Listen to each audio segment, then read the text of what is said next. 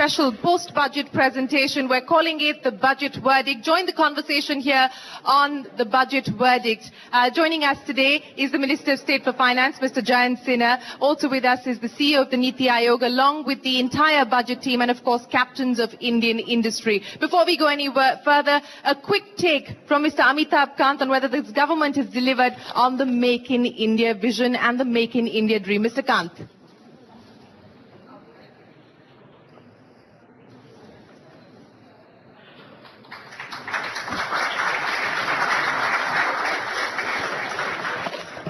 My view, Shireen, is that this budget has to be seen in the background of the slowdown globally, the drought for consecutive years, a lack of consumer demand, and bringing in liquidity into the market. And if you look at it, there's some very unique features of this budget. And I think the biggest feature of this budget, which has just not been talked about, is what the finance minister has done for manufacturing in India, Make in India. If you read the annexure, he's played around with about almost 200 items. I don't know why it's not been highlighted at all. But because it's in an annexure, sir, that's why. Yeah, it's hidden away in the annexure. None of you analysts, the big-time media personalities have even bothered to read the annexure. That's not true. But I think it's big-time change, and I was just complimenting Hashmukh on this, because last year they made some changes. Shakti was there then. They made some changes which has led to actually 50 mobile manufacturers coming into India and start manufacturing in India. Including Freedom 251. So I've gone on record to say that Freedom 251 has nothing to do with Make in India. Okay? So I think that's a big one. And manufacturing has really been given a huge thrust. And you will see a huge result of this in the coming days to come. Almost 200 items. I personally feel that on electronics, on textiles, on leather, on Internet of Things, India is going to become a very key manufacturing destination in the years to come. But to my mind, the key thing is that, first and foremost, on what has been done on irrigation side to really front load 89 projects. These are projects which have been languishing for years. So to use NABARD, bring in a long-term financing mechanism to push for command area development across the country, to bring in almost 97,000 crores for road development, which will bring in huge amount of liquidity, push this. Another key thing which has been done is to really restore private-public partnership across several sectors to enable dispute resolution in that sector. But to my mind, in this budget, one of the key things is the budget is focused very strongly on technology and on ease of doing business. Okay. All across this very targeted subsidy. It's not that you're doing away with subsidy, but focusing very strongly on Aadhaar, focusing very, very strongly on direct benefit transfer. Right. These are, to my mind, key things, and yet keeping the fiscal deficit absolutely intact. So these are very key things. I think it's a very, very smart, very innovative, and a very, very creative budget, to my mind. Sir, we have looked at the annexures, we've looked at the fine print, and I want to add to the list that you just mentioned as far as innovation is concerned and a boost to technology is concerned. I think the idea that's got a big thumbs up is the patent box idea that this budget has taken forward. So congratulations to the entire budget team for taking that forward. But Mr. Kant, quick question to you. And by the way, ladies and gentlemen, it's also his birthday. So here's wishing Mr. Amitabh Kant a very happy birthday. But a quick question to you, sir. What role is the Niti Aayog now going to play apart from the strategic divestment plan, sir? Well, I think the key thing to my mind is really about constantly doing concurrent evaluation and doing a very good job of implementation of the budget. This budget is about building up a vision for India, but the challenge really lies in our ability to do extremely outstanding execution on ground. It's about implementation. I think Niti Aayog will play a very key role as far as constant evaluation, monitoring, and implementation is concerned. That's really the role of Niti Aayog, to really ensure that what the grand vision which the finance minister spelled out is actually executed on ground and is extremely well monitored. I think we need to create a really good dashboard which is constantly monitoring all the schemes on ground. Thank you very much, sir. And here's wishing you all the very best of luck at the Niti Aayog. Mr. Amitabh Kant, ladies and gentlemen, a big round of applause. And now I'd like to invite the man of the moment, the man who's been carrying the weight of this budget pretty much on his shoulders, the Minister of State for Finance, Mr. Jayant Sinha. Ladies and gentlemen, a big round of applause. Mr. Sinha.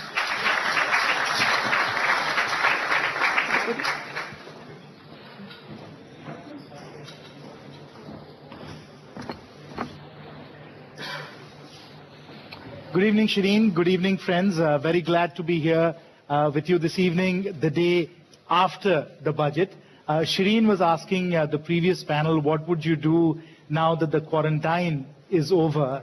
And I think Dr. Adya said it exactly right, which is the real hard work begins now, because now we have to explain and defend and execute what is a very, very compelling vision that the Honorable Prime Minister and the Honorable Finance Minister have laid out for us. It's interesting also that you have termed the show The Verdict, because the verdict, as I will tell you as a student of India's economic history, comes much, much later.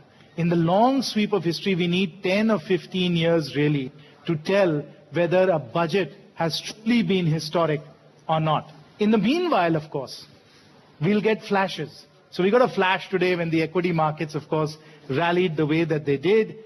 But in some ways, the bond market tells you more. And I think those of you that track the bond market, as I do on my Bloomberg all the time, the yield on the 10-year T in India had gone up to close to 8%. I'm very pleased to tell you that today it's at 7.62%, and the rupee has also strengthened. And as these bond yields come down, as taxpayers, all of you should be delighted, because what it means is that the government's debt burden comes down as well. There's more fiscal space that becomes available to be able to put into some of the deserving causes that we all want to support. And on that, I will stop and tell you a little bit of what I think the historical verdict, not today's verdict, not the market's verdict, but what I think in the grand sweep of history will be remembered as far as this budget is concerned.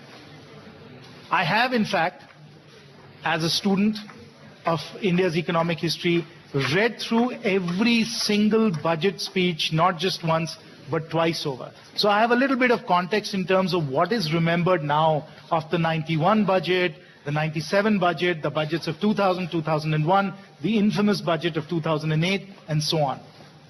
And as I look at that sweep of history, I have to believe that the verdict on this budget will rest on three very important pillars. Those will be, I think, considered the genuinely historic achievements.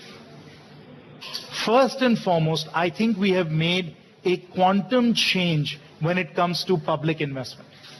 And there is always, when people talk about roads, when people talk about irrigation, the way Mr. Kant was talking about irrigation right now, or they talk about railways, the temptation is to go to what's in the budget. And ladies and gentlemen, it's not just what's in the budget. Part of our effort in the last budget and this budget is to really build up the off-budgetary resources through a series of innovative financing institutions. In the last budget, we announced the National Investment and Infrastructure Fund, which is now taking shape and will be operational this year. The structure that we put together enables us to create significant leverage when it comes to infrastructure investing. And that comes from other long-term investors that we will partner with. And that is an off-budgetary resource for infrastructure that's going to be a very powerful driver of growth going forward.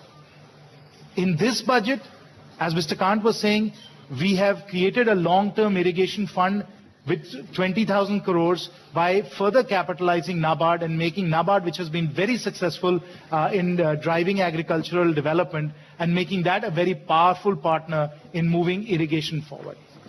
We have also created the Higher Education Financing Agency with a capital base of 1,000 crores and a debt capacity of 10,000 crores that will enable us to invest in our higher education infrastructure as well. So the whole approach towards public investment, that is really building it up and supplementing it with these off-budgetary resources, I think is going to be viewed in history as something quite remarkable that we've done. Think about the new institutions we have created to be able to drive this investment forward. Remember the very seminal role that NHAI has played in the growth of our national highways, and you'll start to get the kind of impact that NIF can have in the next 10, 20 years. India's de facto sovereign wealth fund. The second very major accomplishment that I think needs to be highlighted is how we are changing, and Dr. Adhya is driving this, and you should compliment him for his visionary and very far-sighted approach to this, is how we are changing the tax ecosystem, the relationship between the tax authorities and the taxpayers. If you look at what we're doing with respect to dispute resolution, penalties, appeals, online filing, assessments, all of this, and all of you as business people, and I myself as a business person can tell you that interface is broken today between the taxpayer, the chartered accountant, the tax lawyer, and the tax authorities. We are repairing that system. And that in itself is, I think, going to be recognized as something that genuinely is a transformative step forward. That's the second really, really important thing that we've done in this budget. Now I've reserved, and this is my own humble opinion, I've reserved the best for last. The best for last. Because I think what we're doing with respect to Social Security, the statutory backing that we will be providing for Aadhaar, the direct benefit transfer mechanisms that we are putting in place, and the ability to be able to deliver benefits to beneficiaries as targeted, the ability to be able to provide health cover to our most vulnerable people, truly is going to be historic. Now, it's upon us and all of us as citizens to be able to actually deliver this and make this happen. But if we can have this social security architecture, this social security platform, as Nandan has called it, this India stack. I'm a technologist, so I love that stuff. This India stack, and make it work for that last old lady in that last village in Nagaland, as far away from Delhi as we can possibly make it, and make it work for her, ladies and gentlemen, then I think it will be a truly historic achievement. And I think not only will this budget be remembered for that, it will be remembered by that old lady for that purpose as well. I think that would be a remarkable achievement if we can pull it off. Mr. Sinha, thank you very much for your opening remarks. I'm going to request you to please take a seat there, sir, right in the middle, while we get the budget team to join you on stage as well. But we are going to take a quick commercial break as we get the budget team to join the Minister of State for Finance, Mr. Jayant Sinha, on stage and take questions from corporate India. We're back in a moment on the budget verdict, a special CNBC TV 18 Mint presentation.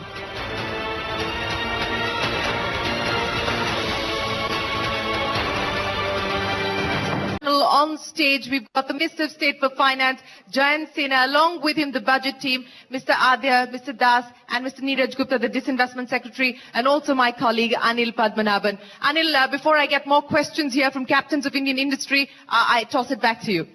Thank you, Shireen.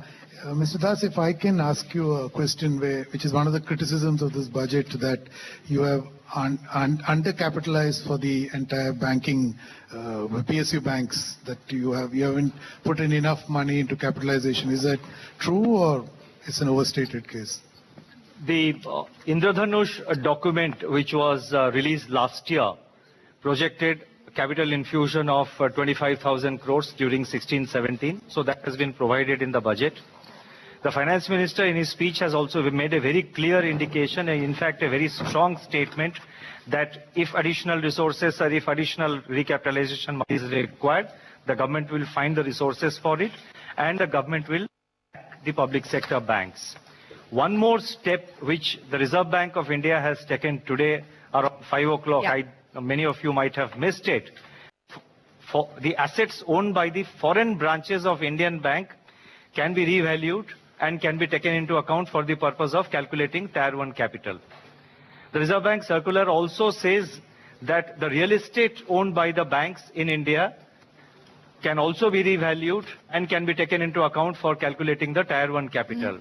Then there is a third thing, which is a deferred tax amount. It's technical, I'm not going into the details. Sure. But broadly, we have done a quick calculation.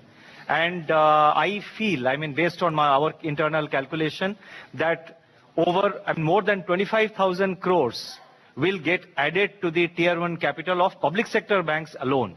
So on the back of the decision that's been taken by the Reserve Bank today, 25,000 crores. Reserve Bank has notified it That's today right. around 5 p.m. 5 p.m., yes. So 25,000 crore is what we have provided in the budget. The decision of the Reserve Bank of India also brings in another 25,000 crore on the table. So therefore, the recapitalization of banks, they get a support of 50,000 crores. Plus, there is a commitment of the finance minister to do a further top-up if that is required. So you have to see it in that particular context. Mr. Das, let me add to that. I was struck by a statement that Mr. Chidambaram had in the newspaper some days ago, where he said that he didn't believe that as far as the RBI is concerned, that they had people in the government that they could sit across the table and work with. It struck me as this odd statement, given that Dr. Rajan and I went to IIT Delhi together. We are actually batchmates.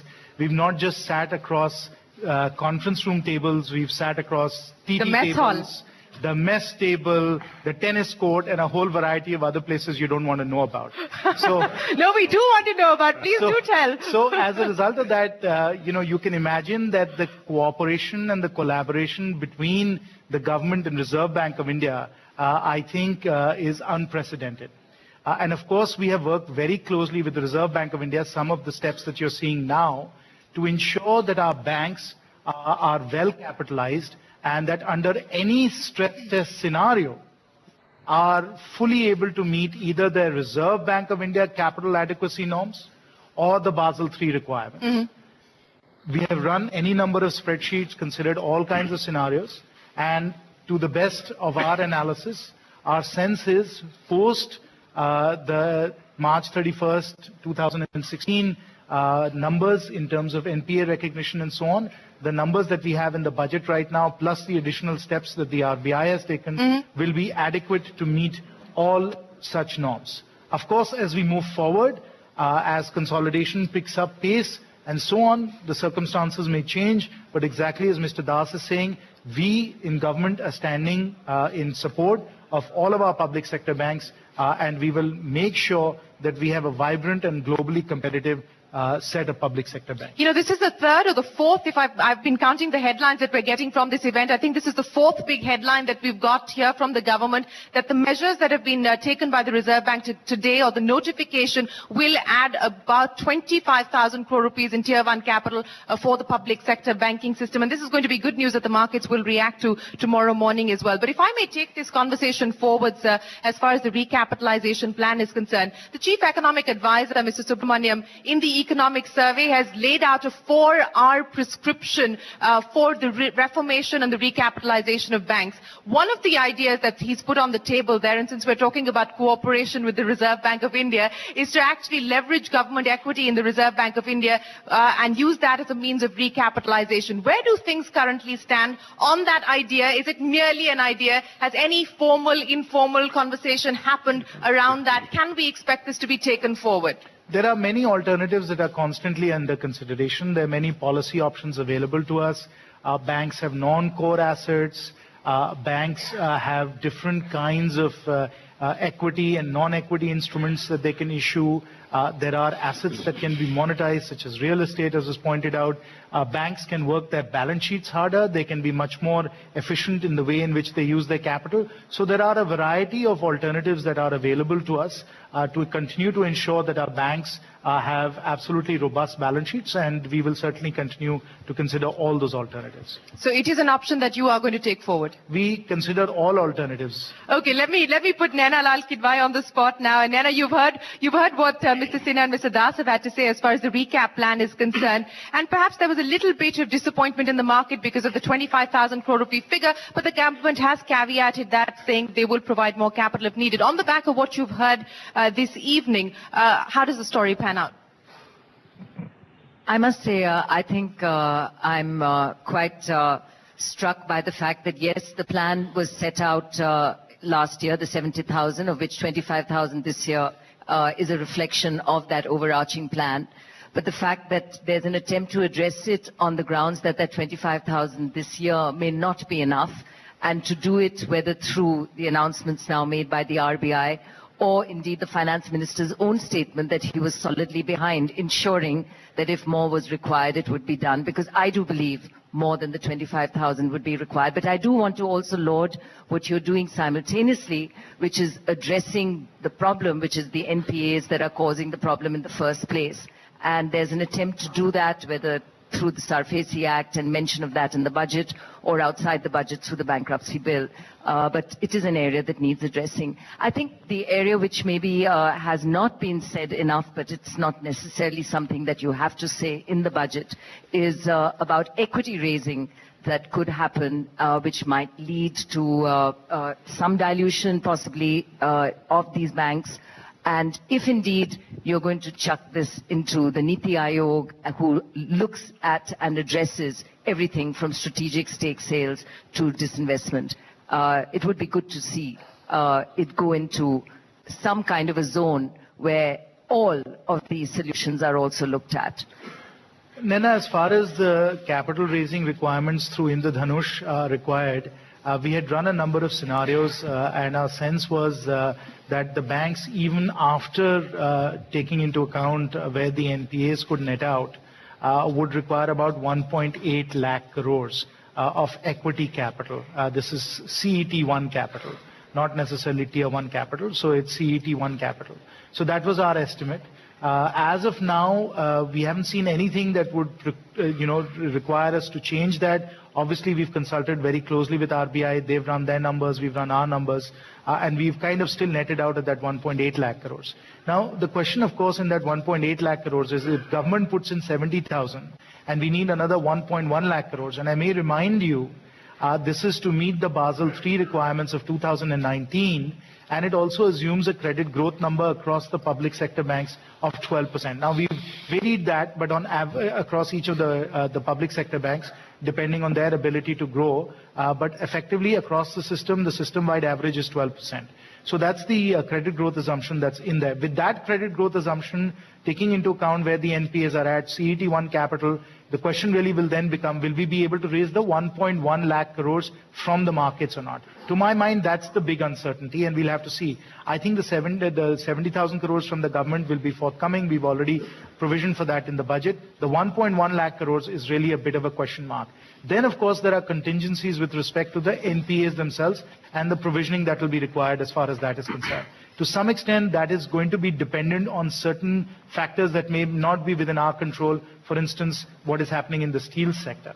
So we'll have to just see how all of this develops. I think as the consolidation moves forward, we also recognize that there are certain banks that have more than adequate capital as well. And so we'll see exactly what the Bank Board Bureau comes up with. Just to answer your second comment regarding this whole consolidation process and who's in fact going to lead that, our sense on that has consistently been that it has to be a bottoms-up process. The banks have to take ownership. If you were a private company or a private sector company, just like, for example, when Kotak went through its merger, it's the bank, the managers of the bank, the directors of the bank that drive the process. Similarly, it has to happen here. But we think the Bank Board Bureau can play an invaluable role. That's really part of their charter, more so than it would be for Niti Aayog. And so we will see how all of those consolidation processes play out between the banks themselves and the Bank Board Bureau. A quick final question on this issue as far as banks and NPAs are concerned before I move to other issues, sir.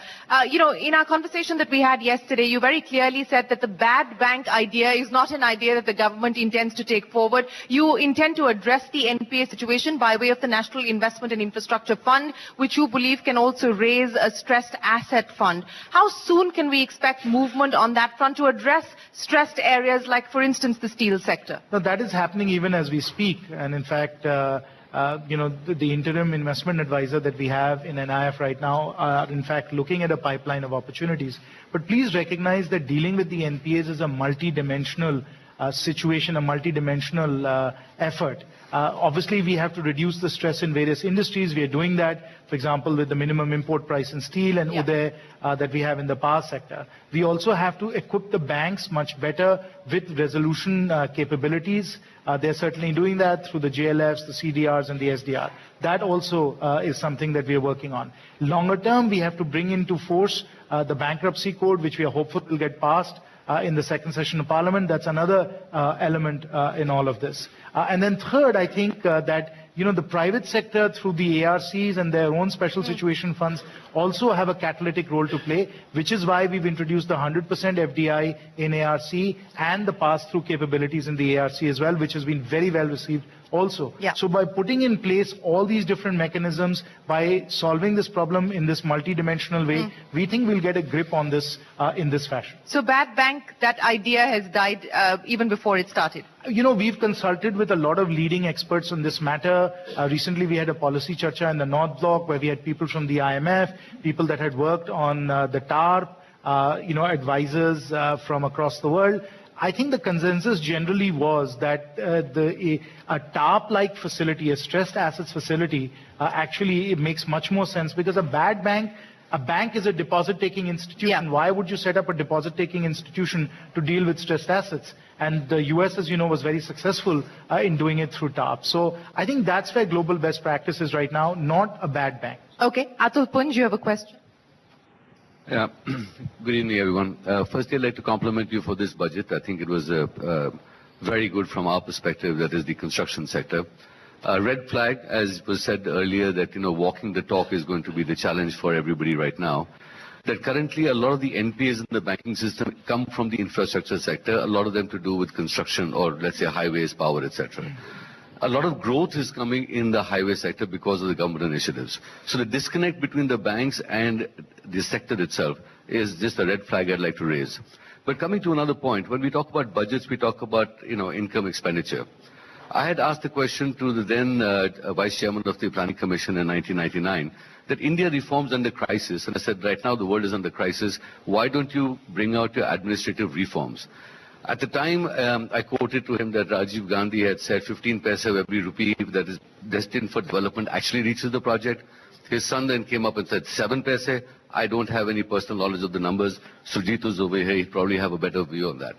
But is enough attention being done to really seeing what is the cost of delivery of a lot of government programs?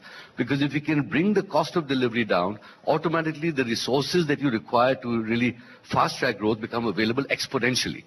So let's say 90% is the cost of delivery. That can come down to 50. You've got 4 times more cash to deal with. So is there enough being done on the administrative reform side? So let me just very quickly talk about the social security platform, then I'll let Mr. Das and Dr. Adhyas obviously come in as well. I mean, certainly the whole idea of the social security platform to provide statutory backing for Aadhaar is really to be able to prevent the leakage in the system. We have been extremely successful with what has happened with Pahal, which is what we're doing in terms of providing the subsidy for gas cylinders directly into people's bank accounts. We have reduced payments by 25-30% by putting money directly into bank accounts. Commercial purchase of gas cylinders, by the way, has gone up 30% or more because these gas cylinders were being diverted to commercial purposes. So that also we are finding as this is going along. And I think if you ask people in terms of their satisfaction level has also gone up. So we are clearly seeing from these kinds of programs that by applying technology, by applying administrative reforms, by being single-minded and mission-oriented in taking on these things, we can really make a big difference in terms of wastage, leakage, and corruption. Yes, Ms. Adya, before you answer that, could I also add a follow-up question? Because we know that the government is trying to put the Aadhaar legislation through this session of Parliament. I understand that it could be moved as a money bill. Mr. Sinha, would you confirm that? Are you moving the Aadhaar bill as a money bill, sir? Mr. Das can reply to this. Mr. Das should.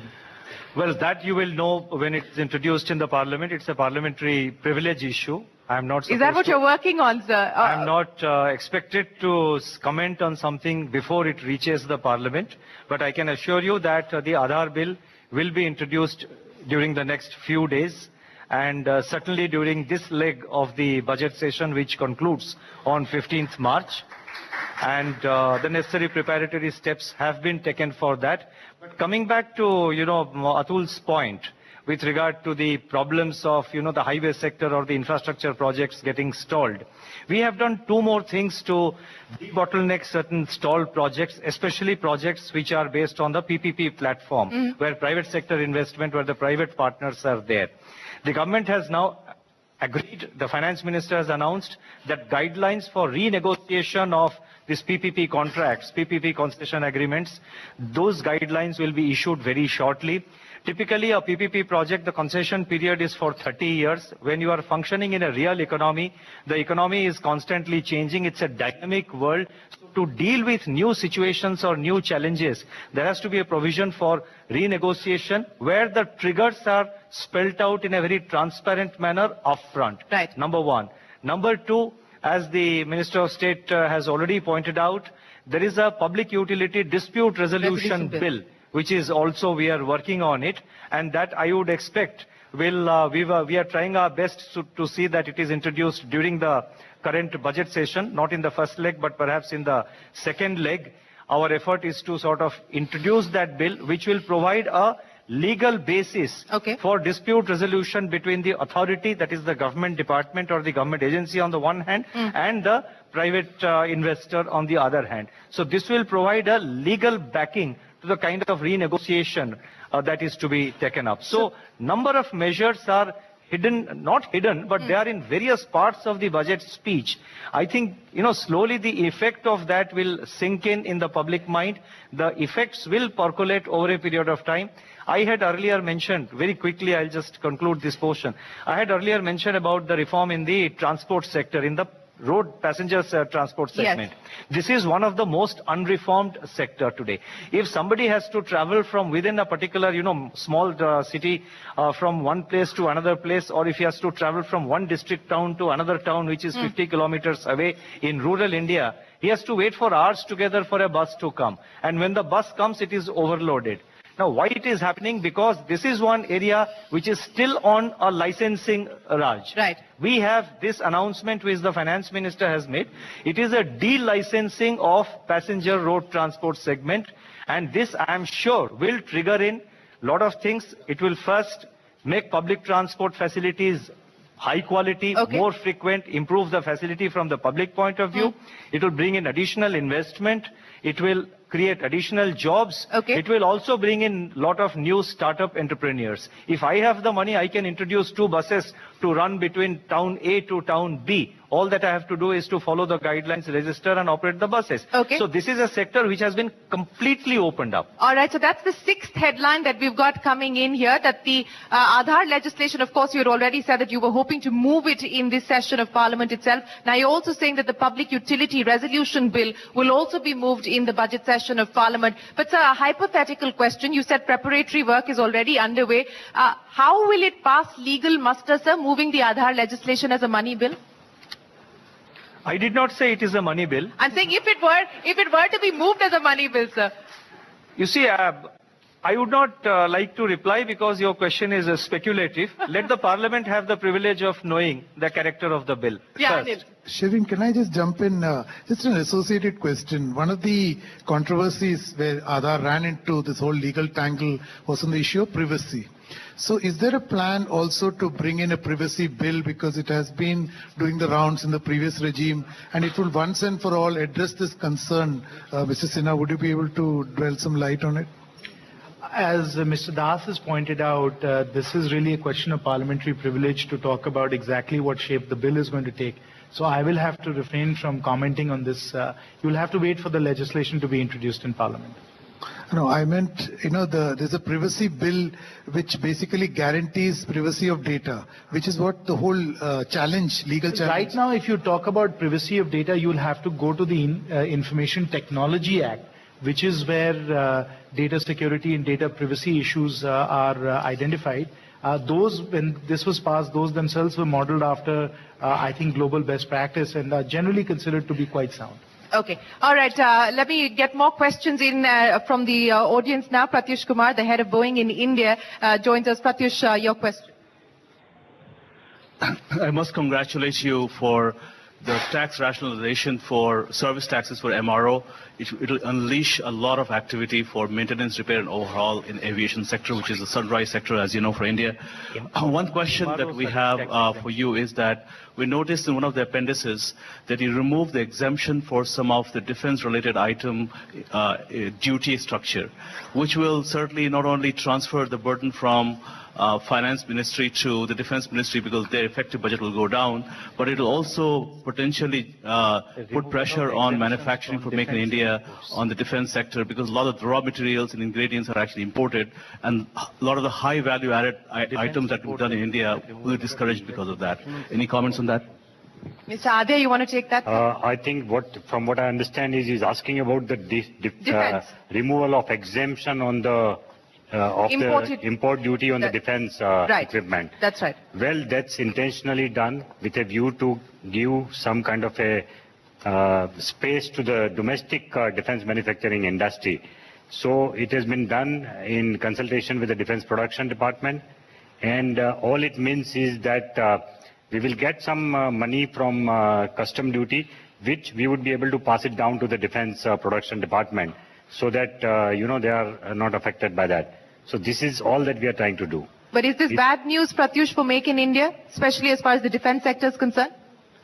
It will certainly discourage the high value-added activities because a lot of the raw materials imported. So it's a step backwards in that sense. Mr. Adya, it's a step backwards, says the industry that he's going to be making in India. Because the raw material is imported, so if you make that more expensive, then he's going to find it harder to make in India. No, it is a Make in India provision. We are basically trying to say that instead of sending your goods for defense forces, you try and make it here in India, We are going to encourage foreign investors to tie up with Indian domestic manufacturers and make more of defense items in India. Mr. Das? It is very much a Make in India thing. Okay, Mr. Das? I would like to just supplement what my colleague has just mentioned.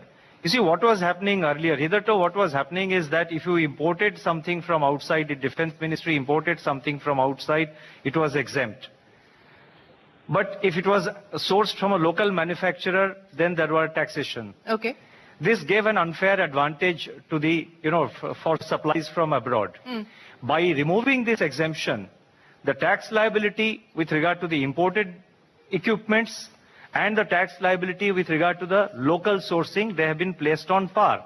In fact, this has been done after extensive consultation with all the domestic players in the defense sector. Okay. Now, when you place them on par, and secondly, the domestic manufacturers also will get the benefit of SENVAT. I mean, if there are sort of raw materials which he is accessing locally, he gets the benefit of the SENVAT.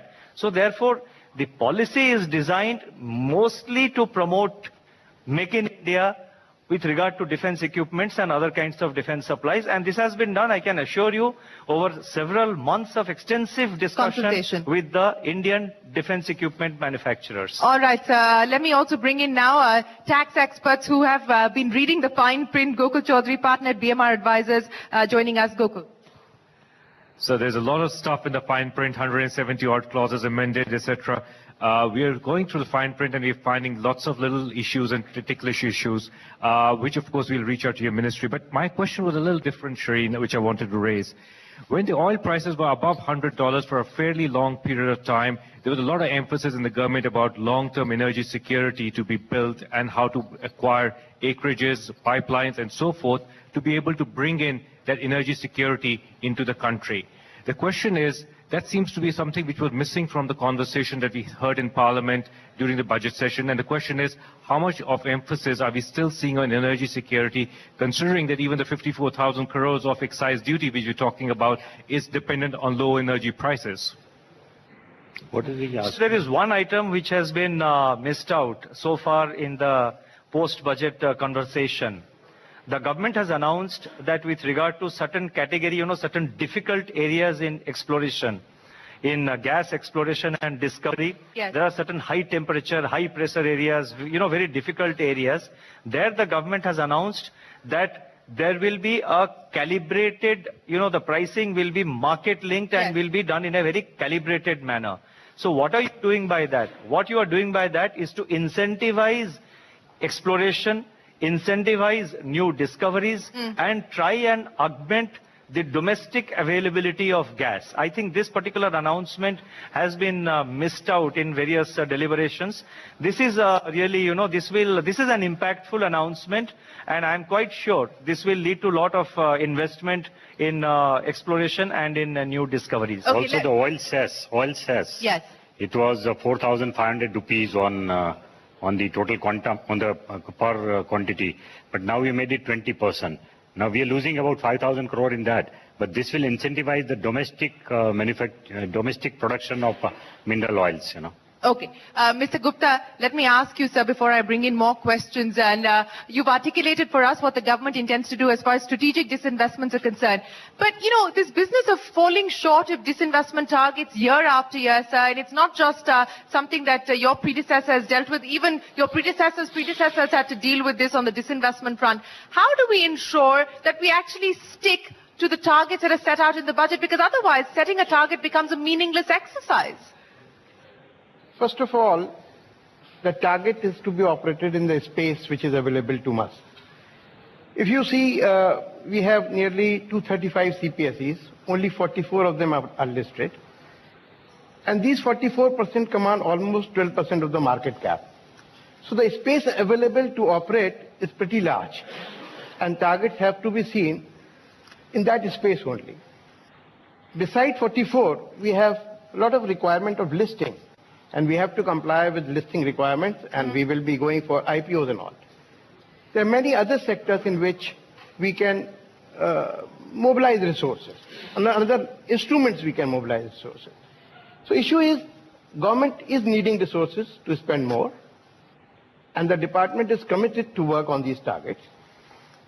The market volatility definitely offers some sort of challenge. Right. But that is where the department has to work and find the new methods of doing it. We have done 2 OFSs in this calendar year. Yeah. And both have been oversubscribed. And I am sure we will have enough opportunities to prudently disinvest. So what is the approved pipeline that you're sitting on at this point in time, where the cabinet has already given its go-ahead? See, the approval is all CPSEs which are in the domain of operations, they are available for disinvestment. Okay. To some extent. And as far as mandate is concerned, that is, I have to go back to the competent authority, get the mandate. That is not an issue. Okay, that's not an issue. Let me then very quickly ask you, since you talked about IPOs and the budget speech, the finance minister talked about listing of the general insurance companies. You're going to also have to work with the financial services department and Mr. Das and his colleagues to be able to take that forward, sir. How soon can we expect forward movement as far as the listing is concerned? See, on any of the disinvestment initiatives, the administrative ministry has to move first step forward. Department of Investment and Public Asset Management, within its expertise, will always be there to work with the department and do the process of IPO if that is required. Broad timeline, sir, can we expect an IPO in this financial year, FY17? Has a timeline which is a little bigger than larger than the OFS. You have to come out with the prospectus, you have to do a lot of work. So it takes 6 months' time roughly. But let the department take the first step forward. We will work as closely as possible and as efficiently as possible. Okay, may I just supplement very quickly? Yes, sir. Now, so far as the insurance companies are concerned, the announcement is that we are now doing a listing. Yes. The finance minister has not said anything about disinvestment. Now, at the moment, the focus is on bringing in greater accountability and greater efficiency to the functioning of these general insurance companies. Right. So we are now talking of listing of these companies. Yeah. And secondly, coming to disinvestment, please remember what I said earlier. The name of the Department of Disinvestment has been changed to Public Asset Management. Yes. Now, Public Asset Management doesn't just mean that we have certain stocks and you sell them. The finance minister has also talked about central public sector undertakings not disinvesting shares, but disinvesting in individual manufacturing units. Yeah. That is one option. Then there are companies which are, let us say, which have a huge amount of cash, or there are companies which are 100% government owned and they have got enough cash and the equity is rather bloated. Right. Or, I mean, we have to really find out whether the equity size is reasonable. Okay. The Department of Public Asset Management is going to look at all those issues and consider other options of even doing things like equity buyback. Shri, let me build on that. the name change of the Department of Disinvestment was not just done whimsically. There's in fact a paradigm shift in the way that we are thinking about our CPSE assets. These are assets that you've given us as stewards to be able to look at and see what we can do to get most value out of them. Which is why we are calling this department now the Department of Investment and Public Asset Management. Exactly as Mr. Gupta and Mr. Das have described, we as a result of that have a much broader palette to work off. Okay. We can monetize assets. Honorable Finance Minister yesterday spoke about asset recycling. We can put together a portfolio of power plant assets, some roads. We can create a fund with an NIF that's a yield-oriented fund. We have yield-oriented investors that are interested in products like that. We can create something like that. That is the kind of innovative, out-of-the-box thinking that we can now do. Additionally, just as Mr. Das was describing, we have cash-rich CPSEs. Right. That cash can come back to government in a variety of different ways, through share buybacks, through special dividends, through capex, where they supplement what government is doing. Right. So we want to be able to think about their cash and use their cash in a completely different way as well. We've already said that we will list the general insurance companies. There are others also that we can list. So we are wide open on the listing side as well. And then finally, you've seen through what we're doing with IDBI, the transformation of IDBI, which is the strategic side where we're willing to transfer control. And if we can put it in better hands, that can get more value out of the asset, make these companies more competitive, and enable them to succeed in a very competitive global environment. Certainly as stewards of your money, it's our obligation to be able to do that as well. Okay, we're running out of time, so let me quickly get a few questions in. Hari Shankar Subramaniam of EY, your quick question. My question is to Mr. Adia. From the conversation that we heard around GST, it's quite obvious that even if we are successful in getting the passage of the Constitution Amendment within the second half of the budget session, the chances are with the preparation time that is required both for the industry and the government, the date could be April 1st. In this backdrop, did we miss an opportunity of probably doing some structural changes in this budget on service tax and excise? Because that was something which was speculated. Could we have done changes on threshold? Could we have integrated SENVAT? There has been a fair degree of salutary provision that has come in SENVAT, but could we have done better? And sir, in SENVAT, one thing which still got missed out is that construction-related credits still are denied today. With Make in India as the prescriptive policy theme, could we have done that even in this budget? And did we miss an opportunity of not integrating at least at the central GST level and send a strong signal to the industry and to the political posturing at large? Well, it's a very valid question which is asked. People did expect that if we are not able to do GST this year, at least let us have a seamless flow of credit in SENVAT between services and excise. Now we thought about it.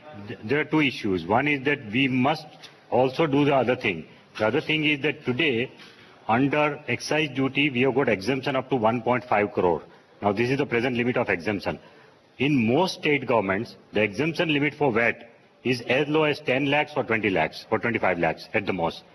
Now, one decision we have to take is that we must bring down this exemption limit and start putting excise duty on new traders, new manufacturers. Now, we thought about it, it would be too much of a hassle to make so many small MSME people to register for excise, to pay excise duty only for a period of 1 year. Because GST in any case is coming, so after that they will have to change everything. So that's one. Second thing is that wherever the credit flow is blocked between services and excise duty, we identified those areas. We looked at the numbers, the number is staggering. We would be losing 15,000 crore in order to give seamless flow of credit. As against that, since VAT income is not coming to us now, which will come to us when GST comes into being, we are taking an extra course now. In the current year, when we had to balance our budget, we had to take care of the fiscal deficit. We thought it's not advisable to do it for 1 year now. Let's wait for a year. This is the call we took. Sir, we've been talking for over 2 hours now, but at least as far as Twitter is concerned, they cannot get away from the EPF issue, Mr. Adia and Mr. Sinha. This is the latest tweet that's come in. Is the proposal on taxing EPF withdrawal applicable to PPF as well? And I think the government has clarified that it's not. It's not. Let me ask my producers to bring in the next tweet that had also come in. What if I am retrenched, I lose my job, and I need to withdraw my PPF, Mr. Adia? No, EPF, the EPFO has got its own rules of withdrawal.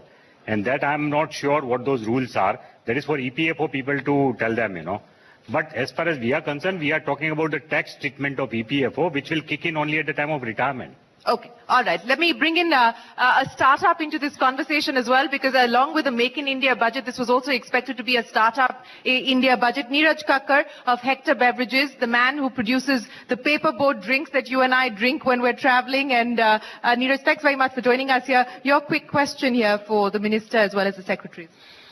Mr. Sinha, question for you. So actually, because of the whole NPA issue and banks lending norms being tighter, SMEs are the worst hit. Actually, globally, right now, the investment environment is also slowing down, and banks, because of all the NPAs and whatever is happening around, the lending to SMEs has slowed down quite considerably in the last 6 months.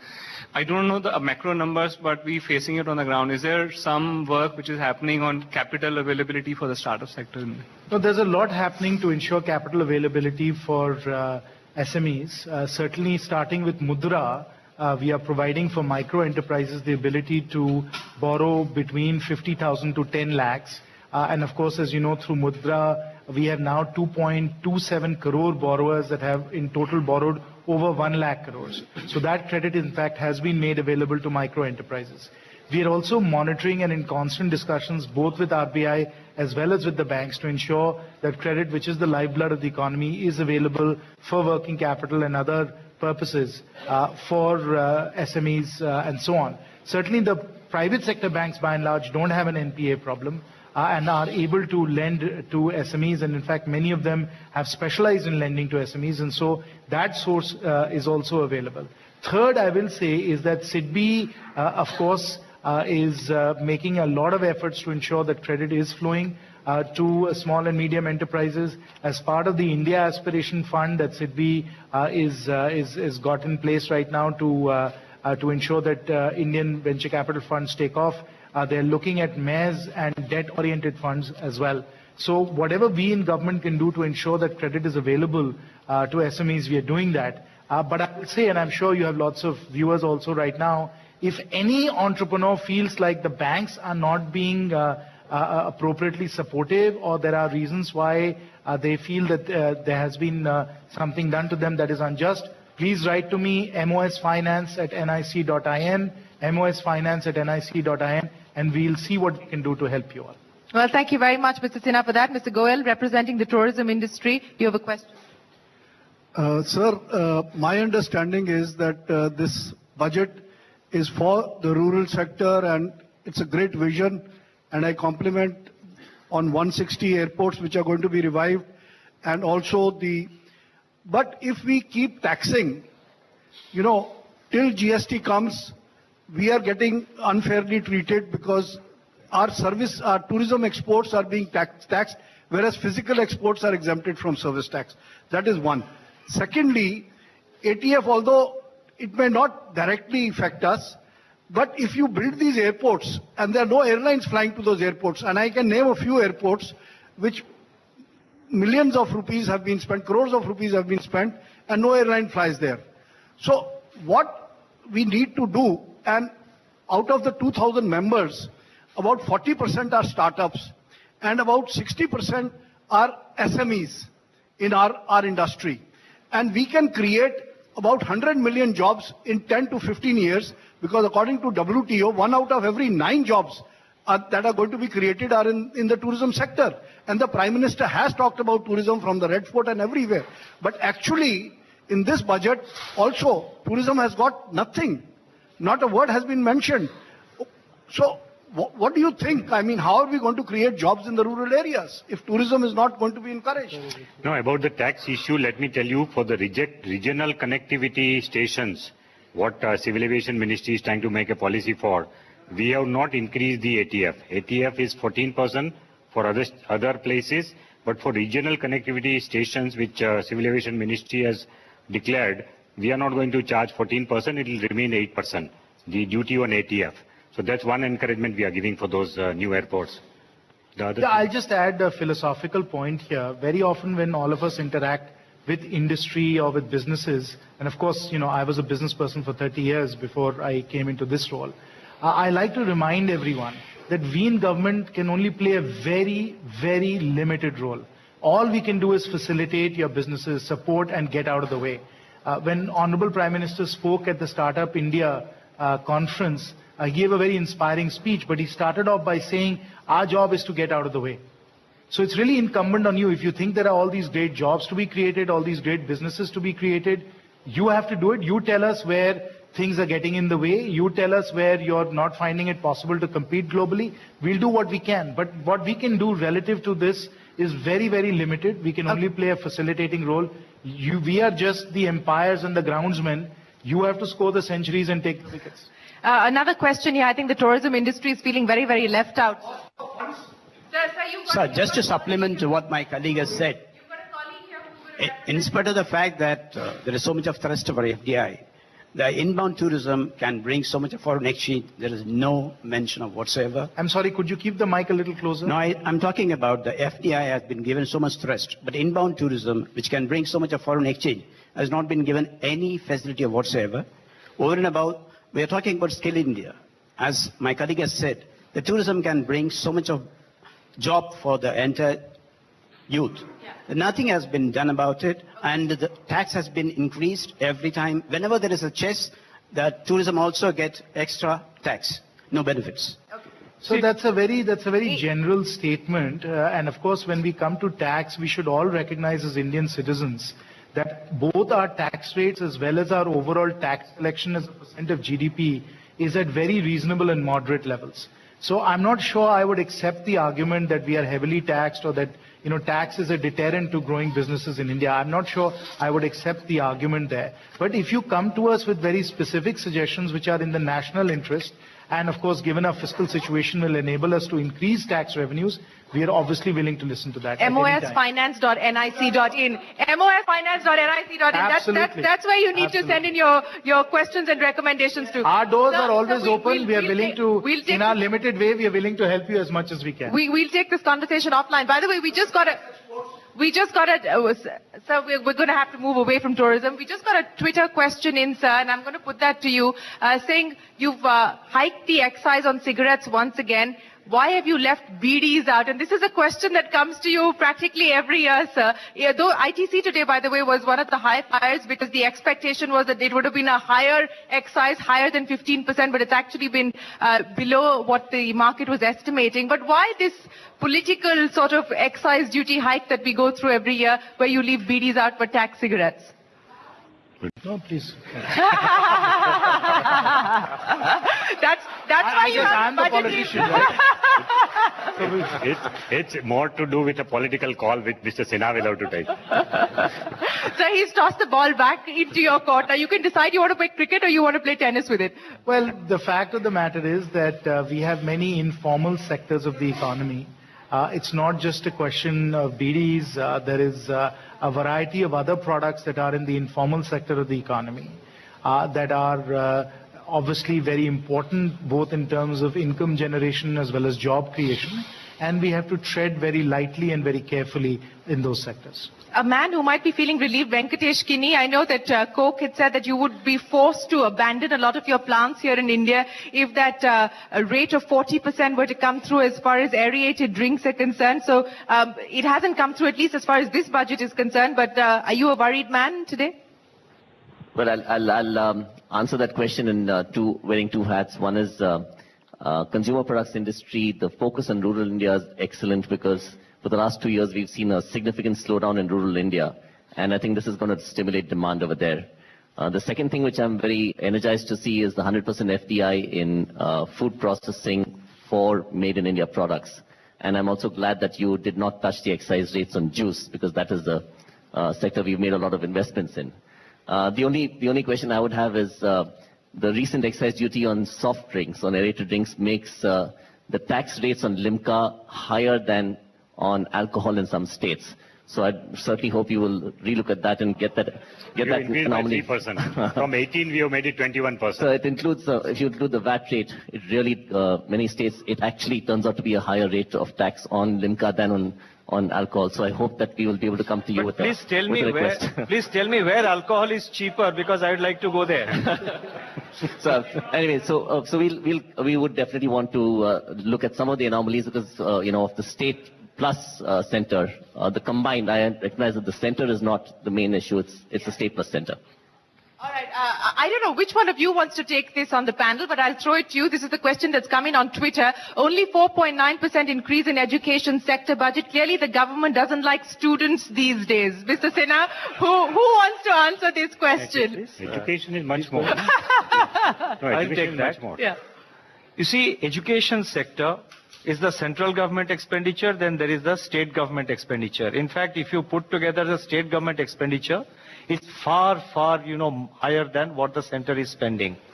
The central government, whatever money is required for education sector, that has been provided. And it's not just the money that makes a difference in our education. If you see the finance minister's budget speech, there is a lot of emphasis on quality of education, on quality intervention. So the central schemes, the support, the financial allocations under various central schemes will also be linked to the quality, the performance aspect of the education sector. And it's again, education is not a matter of money alone which is flowing through the budget.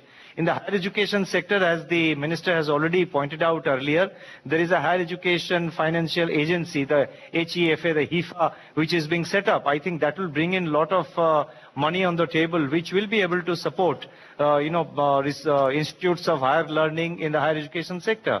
There's some very important structural reform elements as far as education is concerned, which I think will be far more important than just spending more money in education. As Mr. Das correctly points out, it's the states that actually spend more than the center does. And so a lot of the investment and a lot of the spending is on the state budgets, and that would be the appropriate way to look at it.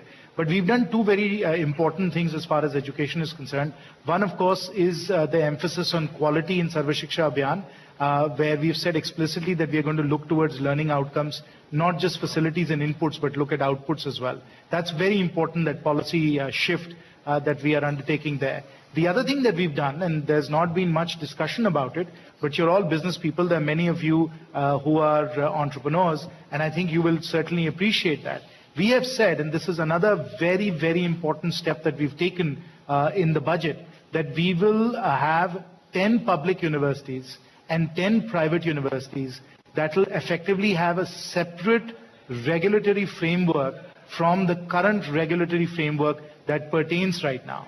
And we are really doing that so that we can free up these universities to be able to compete with the world's best, to be able to access resources either through the Higher Education Financing Agency, through alumni donations and so on, to have a completely separate governance structure. Because as business people, you all know, if we have to drive innovation and entrepreneurship, we have to have our own Stanfords, our own Harvard and MITs, and our own University of Cambridges. If we don't do that, and I can tell you as somebody who's been both to IIT Delhi and to Harvard, that there is a big gap that we need to close. What we've done with these top 20 universities, again, I think when people look back, will recognize as something that is very, very important for India and for Indian business and Indian economy. Okay, we're completely out of time now. A man who's been copiously taking down notes through the evening, Surjit Bhalla, here with me. So let me get the final word from him. Surjit Bhalla, on the back of what you've read, on the back of what you've heard here this evening today,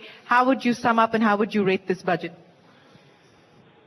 Well, I think this is going to be, or turn out to be, history will tell us, and we were informed earlier that history is a long process, that it will turn out to be one of the most important transformative budgets that India has seen. For that, I really want to congratulate.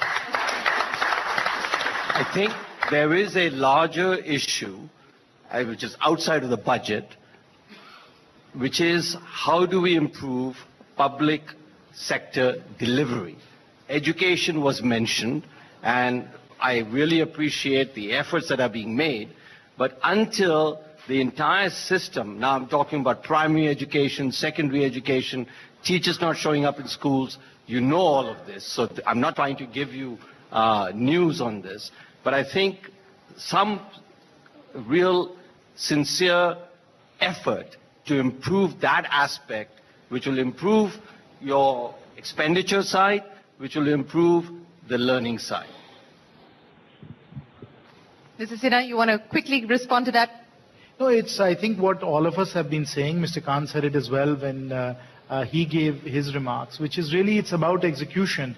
It's about making sure that we are able to deliver to the people of India what they need, what they require for their very hard-earned taxpayer resources that they give us.